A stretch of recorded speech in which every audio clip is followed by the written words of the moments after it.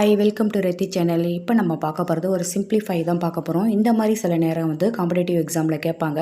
அது எப்படி போடலான்னு பார்க்கலாம். நம்ம பாருங்கள், 2 பவர் 22 இருக்குது. அந்த 22 நம்ம எப்படி எழுதலாம்? 2 × 11 எழுதலாம்.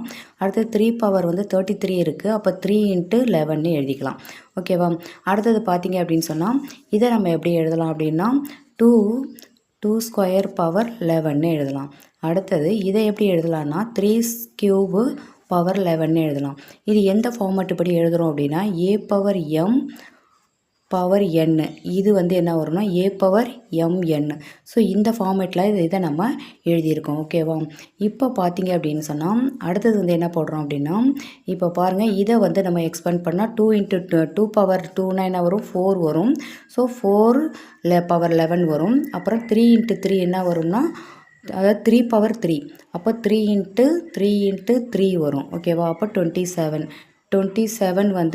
பவர் 11 வரும். சரியா? அடுத்தது பார்த்தீங்க அப்படின்னா நம்ம வேறு ஒரு இதை ஒன்று யூஸ் பண்ண போகிறோம். என்ன அப்படின்னா, இங்கே பாருங்கள், அதாவது am × bm. ஓகேவா? இந்த மாதிரி இருந்ததுன்னா நம்ம எப்படி போட்டுக்கலாம்? am இப்படி போட்டுக்கலாம், abmன்னு போட்டுக்கலாம். அந்த மாதிரி போடுறப்ப இதை எப்படி எழுதலாம்? நம்ம 4 × 27 ப்ராக்கெட்டில், அதாவது ஹோல் 11 போட்டுக்கலாம். ஸ்கொயரில் நம்ம ஹோலில் நம்ம 11 போட்டுக்கலாம். அப்போ நமக்கு இந்த 4 × 27 என்ன வரும்? ஸோ 108 வரும். 8 பவர் 11. இதுதான் ஆன்சர். ஸோ இது ரொம்ப சிம்பிளாக இருக்கும். இது அடிக்கடி கேட்குற கொஷினு. இந்த வீடியோ பிடிச்சிருந்தால் லைக் பண்ணுங்கள், ஷேர் பண்ணுங்கள், சப்ஸ்கிரைப் பண்ணுங்கள். தேங்க்யூ.